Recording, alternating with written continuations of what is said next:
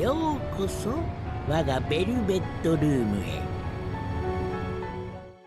Today we have another Arcana to uncover, Persona 3's own Strength Arcana, Yuko Nishiwaki. Talking about Yuko is probably a weird topic to talk about.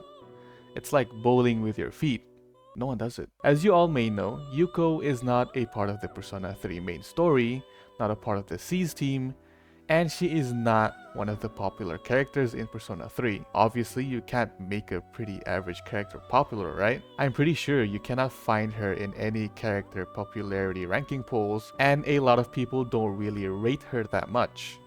To be honest, her character is not really anything special. Compared to most of the C's people and basically a lot of the social links in Persona 3, she doesn't really stand out too much from the rest in terms of uniqueness. She doesn't have a world-ending problem, she does not deal with some existential situation, her social link isn't really any of that. The best way to describe Yuko and her social link is just normal, basic, bland, vanilla. She's not awkward, she's not eccentric, she's not tsundere or has any of these distinct characteristics which are made to stand out. She's just pretty well-rounded and really normal. She's not bad written per se, but she just lacks any qualities that would make her stand out from the cast. But despite her normalness, I really like her, and in some way, she stands out, even though she's made to not stand out at all. In today's topic, it's mostly about the greatness in simplicity and Yuko herself.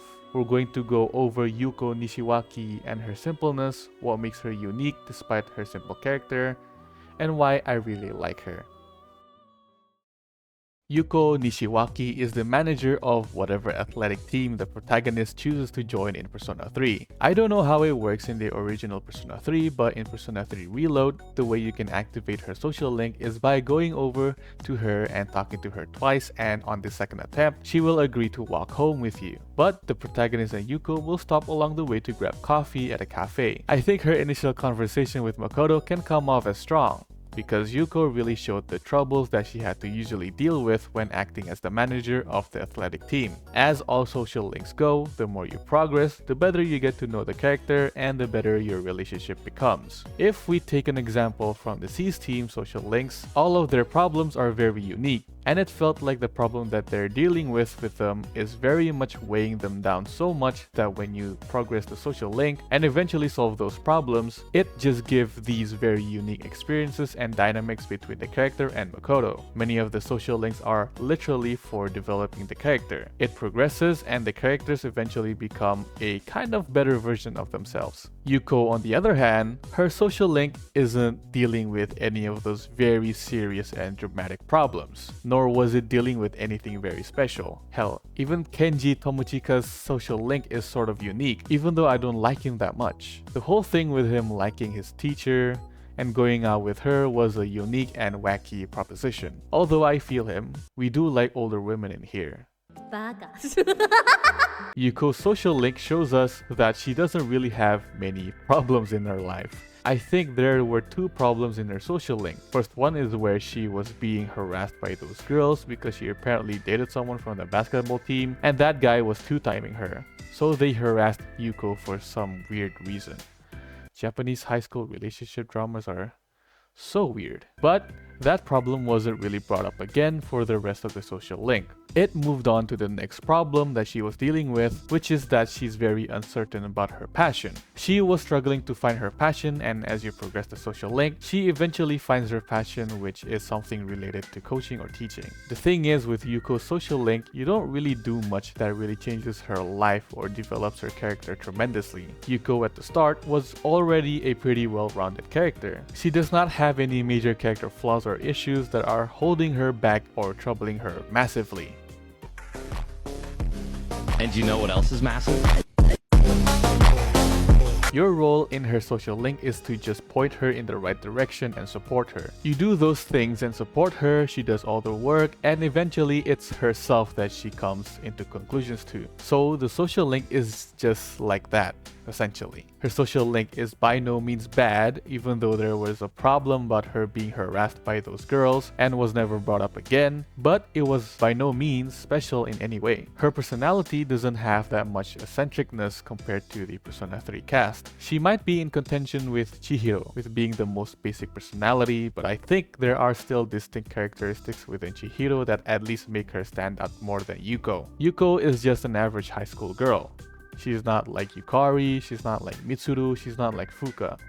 She's just average, basic, and normal. There are points in her personality and character which is that she is pretty charismatic. The way she trained those kids to beat the 6th graders shows that she has the qualities in being charismatic, that she can direct them and train them pretty well. Yuko is the embodiment of the vanilla flavor. People might say it's Fuka and Chihiro, but I think Yuko is more vanilla than them. Fuka and Chihiro are vanilla characters because they are shy and reserved, but their positions as the navigator of the SEAS team and the treasurer for the student council makes them standout characters. It's like vanilla with a little dazzle of sprinkles on top. Yuko is just vanilla. Vanilla ice cream, vanilla or white milk, vanilla milkshake. It's pretty basic, but it's a pretty good flavor. She showed characteristics of an average high school girl. She's outgoing, she has her complaints and probably mood swings as well, but I think those are just very normal and common characteristics that serve as nothing really special. Nothing else about her really stands out. Maybe her design stands out considering she has tanned skin and a pink hair clip, as well as noticeable pink lipstick,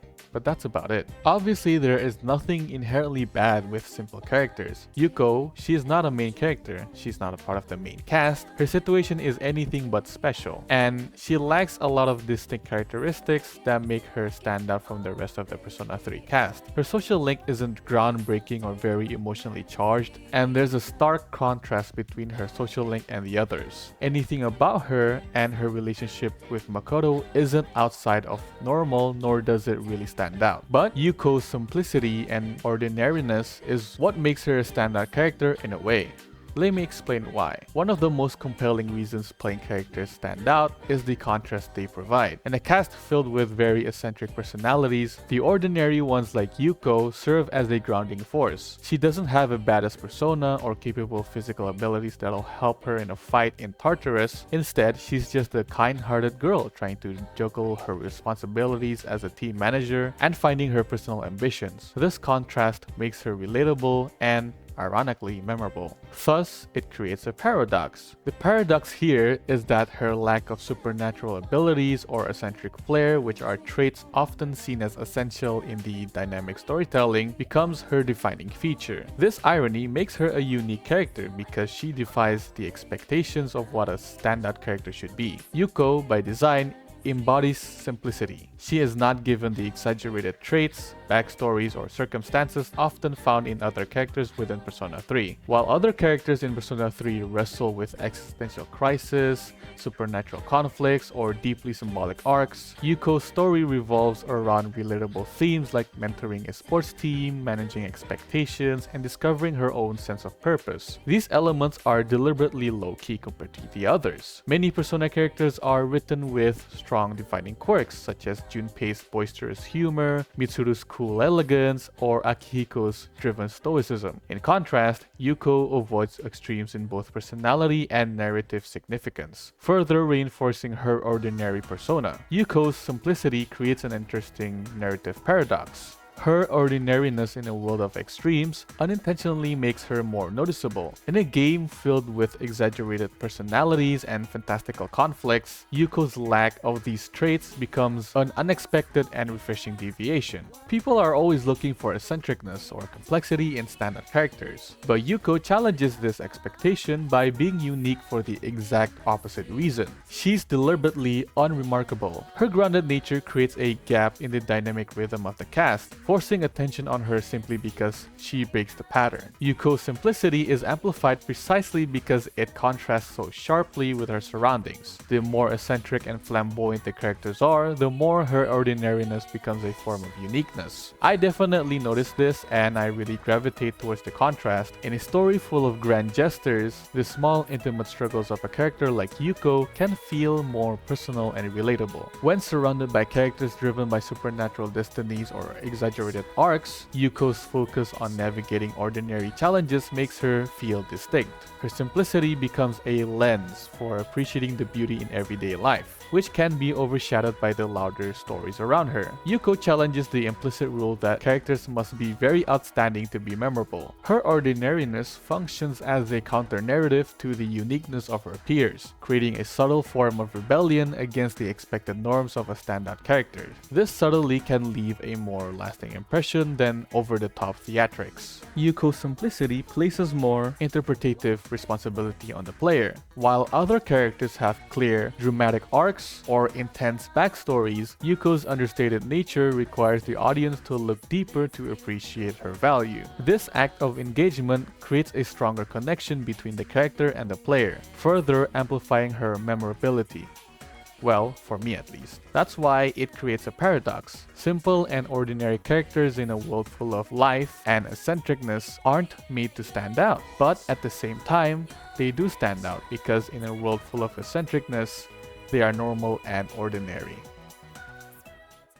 I think from the last video you all know the deal. I know I said Aigis and Yukari are my favorites and they're the ones who are the closest true romance option for the game, but I just really like Yuko as a romance option. Like for the reasons before, her simplicity and her just being an ordinary high school girl is what really stands out to me. Her whole social link is normal, her relationship with Makoto is normal, and everything about her is normal, which in this day and age is such a gem to find. The more time you spend with Yuko, the more you realize that her social link is just them getting closer and then they started dating normally. It doesn't have any special circumstances that resulted in the both of them dating. It's as simple as the more time you spend with Yuko, obviously you're going to like the person and date the person. I think that's how normal people date in real life. They meet, they spend a lot of time with each other because they find each other interesting, then they end up dating.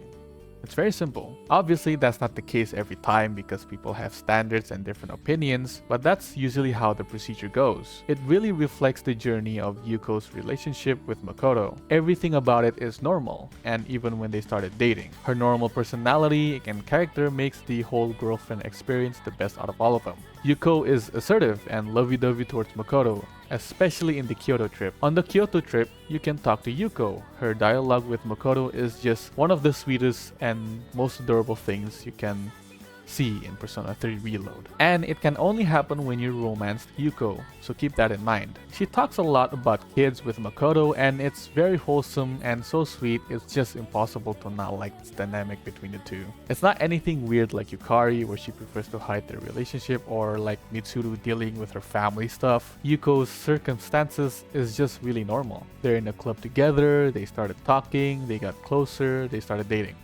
That's it. No dealing with some dramatic and revelation bullshit. Just a normal and wholesome high school couple. As Makoto's girlfriend, also very normal. She loves Makoto very much, and the conversations between each other aren't very heavy. It's all really lighthearted, and it's just as simple as it is. That's how a normal and healthy couple should look like Makoto and Yuko. Wow, that is it. Yuko Nishiwaki. One that is a proof of the ordinary character paradox. In my opinion, she's great because of how ordinary and simple she is. In a world where the medium is always filled with very over-the-top characters and personalities, characters like Yuko are always refreshing to see as she's just an ordinary high school girl in the world of very outlandish characters which stand out to me. That's why I think she's the best romance option. It's just that there is greatness in simplicity. She's not perfect by any means, she has her flaws. But there is no price to perfection. Only an end to pursuit. I just wanted to use that quote here. But anyways, that is all. I'll see ya.